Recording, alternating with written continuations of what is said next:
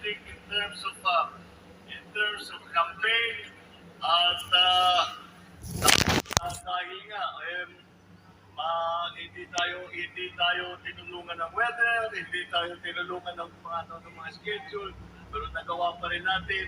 And I think that in the time, pagdating ng panahon, na pag-aralan na yung kampanya dito sa 2022, ito na siguro ang pinakamagandang kampanya na pinaandar ng kahit na sinong kandidato.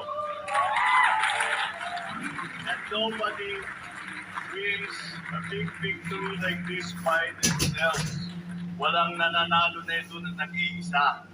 At siguro napakarami masyadong kailangan ng patiin. At siyempre, unang-una, yung araw-araw namin nakikita, yung mga grupo na nagsiset up sa amin. Well, let me take it even back further. Nagsimula talaga lahat ng please sit down, mahaba ito. I'm starting in 2016 pa eh, malayo pa tayo. Nag-start talaga ito dahil noong 2016, nag-protest na tayo, wala tayong makuha na oras sa ABS, wala tayong makuha sa Channel 7, wala tayong makuha sa Inquirer, wala tayong makuha sa Philstar, pinapanagpanatan tayo ng Rappler. Sabi ko, the only option that we have is social media. Kaya yun kami nag-concentrate. Kaya nag-hire ako ng libo-libo na troll army.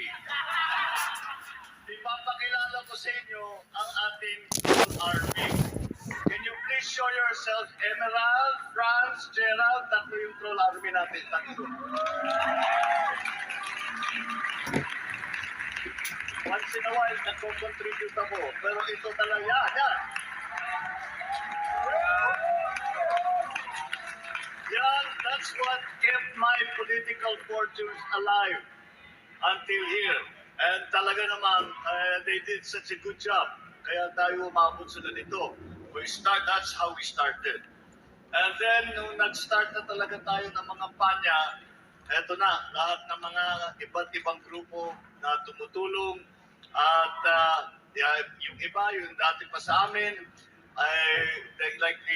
sana sina HR, sina Pat, yung ating mga ninja warriors. Problema nila ngayon, kasi if they work in the palace, di na sila pwede magsuot ng ropa, kailangan na raw sila magtakon na sapatos. Knowing Ninja Pat and HR, parang hindi naman bagay, but we will have to adjust.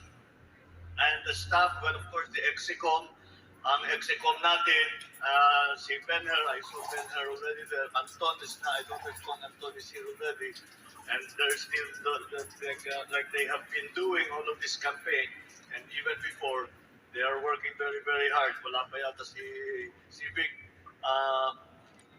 he's here, but of course, they play the central role, and we should congratulate them for the fine work that they did. I am seeing right in front of me is Ms.Toni Gonzaga. Sabi ko na sa kanya kanina, nung na siya ang nag-start ng kampanya na ito. Kasi nung pumutok yung kanyang interview sa akin, siyempre, triniticize ang tapang-tapang nito. Hindi ko akalain, you expect this elegant lady to not be able to withstand all of this criticism. Ay, nako. Tawag, sabi ko nga kay Paul, yung asawa mo is badass. And she's, kaya niyang lahat harapin. And when nag-10 million, 11 million na yung aming interview, sabi ko may pag-asa siguro tayo. Baka pwede natin itakbo. Sinundan pa ng kalawat ako. Sinundan pa ni Paul that did all our ads. That sa aking palagay, nobody can contest na malayong-malayo. Ginagaya nga eh. Di ba yung unang mga tatlong ads natin, ginagaya eh. That they were that good. And we kept the momentum going and the message alive. Saan pa ba yung mga si Mel, Robles there, si RJ, all of you guys, quietly working behind the scene and doing all that that needs to be done. Alam naman natin, marami masyadong detalye. Who else is here? I need to, ang ginawa ng tulong ng lakas at syempre headed ng ating majority floor leader, si Congressman Martin, who looks to be set to be the next speaker.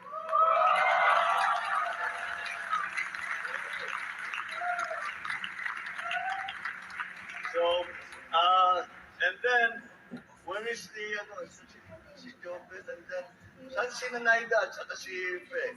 Ito yung mga yung alam nyo, pag umakan kayo doon sa opisina, sa HQ, yung sa 7th floor, yung finance na pintuan, na hindi wala makapasok. Ito yung mga nasa likod, si Jobet, si Naida, si Fe, silang nandun sa likod, silang kaya hanggang ngayon, kaya alam ko, naging kaibigan nyo silang lahat dahil silang dispersing officers. Namin mapuntahan at ginagawa nyo ng sarili ninyong event.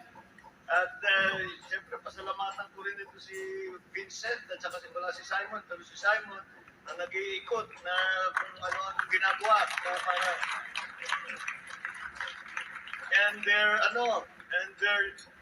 mentor, of course, where is Carmela? Okay, I'll keep the mic first for a while.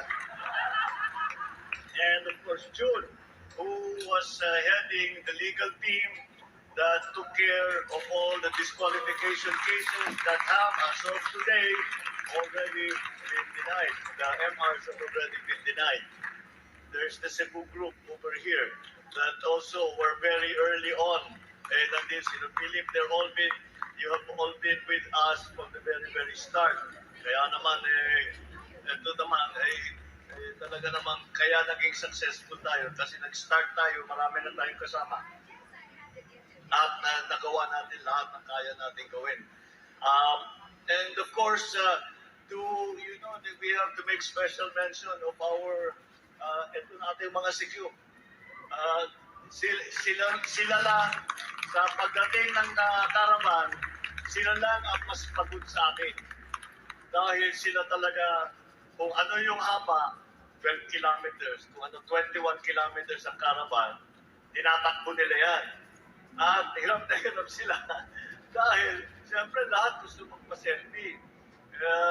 Eto na nga, nagkaganyan na nga yung kamay ko dahil sa pa-selfie sa caravan. But they were always there, and they were always able, they protected me, all of us, all of what we were doing. Those of everyone who was involved, even Timo. We have to thank Timo, we have to thank Lakas, because a lot of the arrangements that we were making pag nasa sortie tayo, silang gumagawa.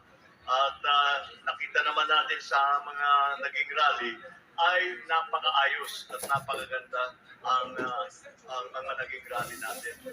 And of course, so as I said before, it is a victory that is won. It is a big victory, but that big victory is not won by one person. It's not my victory. It's not Inday Sara's victory alone.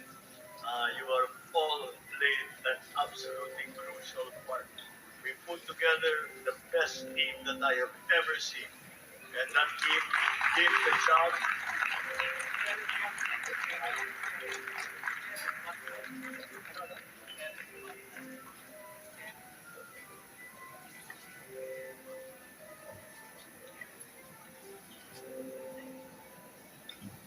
I'm reminded by Martin ng Ceres na dito sila. Sila ang nagkakalat sa ating mga publicity. Tetora, where are you? Alam niyo, ang maraming tao, akala nila, pinagawa namin yung bagong areglo ng New Society. Ang katotohanan niya ay ginawa ng plethora yan without us knowing about it. Dinabas nila, nag-viral, naging popular. So tinanong namin sa kanila kung pwede namin gamitin. And ang sagot nila, we made it for you. So that's why yun ang ating naririnig ngayon. Siguro pwede ko nang sabihin sa inyo, akala ko talaga, hindi ko na maririnig yung mga kantang yan at saka yung ako'y Pilipino. Akala ko hindi ko na maririnig yung mga kantang yan sa buhay ko na. Pero with your new arrangement, with your new arreglo of both songs, including the Umagang Kay Ganda, ay naging hit na naman yung mga kanta na yun. So, and kayong bumubuhay sa crowd, kayong nagbibigay ng music, kayong nagbibigay ng inspiration. Kaya maraming salamat sa inyo. Who else is here? If I have missed anyone, I apologize. But know that nobody here today, and many others, and we are talking about thousands of people, nobody here today is undeserving. Lahat kayo ay kailangan, una, pasalamatan kayo namin. Pangalawa, na dapat you should pat yourselves on the back for a job extremely well done. And we, perhaps in our most optimistic dreams, na sasabihin, bakit tumawid tayo ng 30 million? Tumawid tayo ng 30 million, ng 31 million na tayo. Kaya naman, but that is the work of all of you. Kasi nandyan yung boto, pero lagi ko nga sinasabi sa atin, pagka nag-meeting tayo, ay numero pa lang yan, hindi pa boto yan. Ginawa nyo ngayong boto, pinoteksyonan ninyo yung botong yan. Kaya lumabas, kung anong lumabas sa survey, yun din ang lumabas sa botohan. That is because of your work. That is because you converted the votes, you were able to convert the votes, and you were able to protect the votes. And again,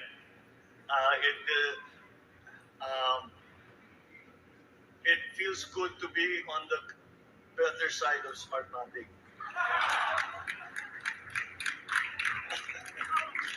And COMELEC for a change. Again, I could be here for a very long time. Isa-isa ko talaga kayo because I recognize all of you and I know what you have been working on and how you have sacrificed for this campaign. And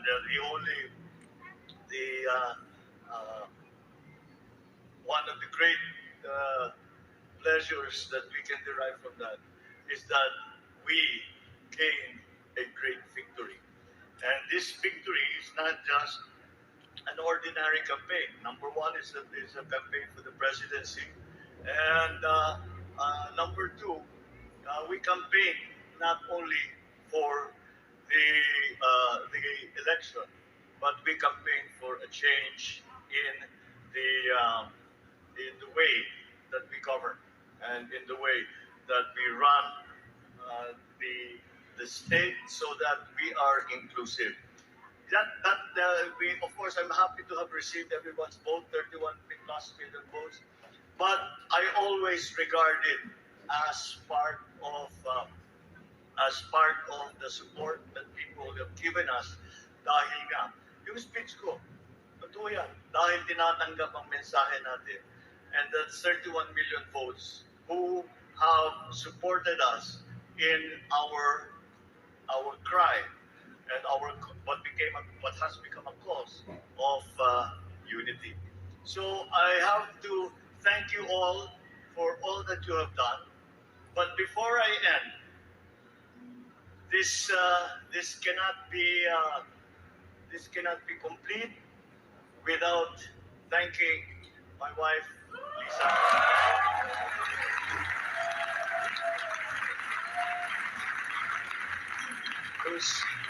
whose steady hand managed all of this. Hindi siya sa field, pero siya ang nagmamanage ng lahat ng gulo na dinadala natin sa kanya sa HQ. And she's the only person I know who could have managed it that well. So, from all of us, because you were able to control, to keep us all these crazy people under control. And as I said, only you are the person that I know who could manage that. So, at ang sinabi ko ay hindi sapat ang mga salita upang magpasalamat.